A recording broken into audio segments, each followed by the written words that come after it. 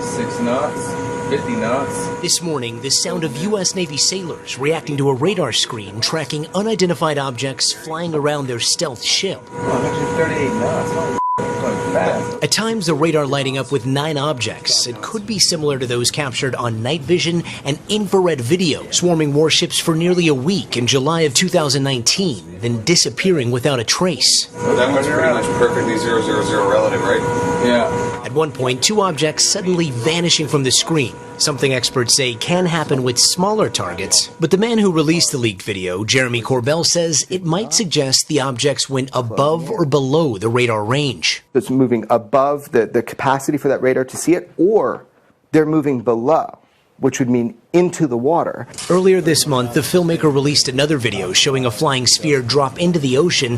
What was splashed? Saying USOs, or unidentified submerged objects, have also been tracked by the military. When asked about the radar video, a Pentagon spokesperson would only confirm they were taken by Navy personnel and were part of a review of unidentified aerial phenomenon, but wouldn't comment about how they were released. Why are they confirming these videos that are leaked to you? They want to be ahead of it, and they're out of options. There's a lot of pressure by the global public and the American public, for answers. And after years of Navy fighter pilots also reporting other incidents where flying objects seem to accelerate instantly or fly at supersonic speeds without breaking the sound barrier, lawmakers on intelligence committees are demanding answers. There's enough obvious evidence here that we need to take this seriously, not downplay it, and try to gather as much information as we can to figure out what is it these pilots are seeing and what does it mean. Right now, there are a lot of unanswered questions, and of course, if other nations have capabilities that we don't know of, we want to find out. If there's some explanation other than that, we want to learn that too. Gotti, we mentioned that looming intelligence report on UFOs from the Pentagon. What can we expect from that?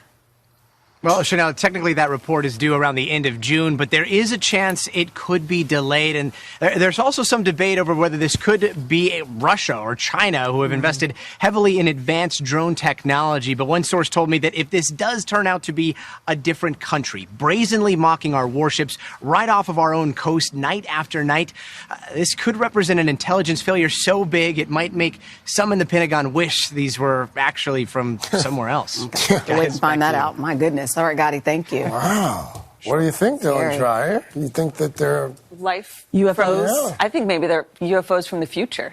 Technology has advanced so far to the point that the future, it's like... Perhaps I should have just asked you about the weekend weather. You trust that a little bit more? Maybe we should stick to the forecast. We'll stick to that. Not that it's a great forecast.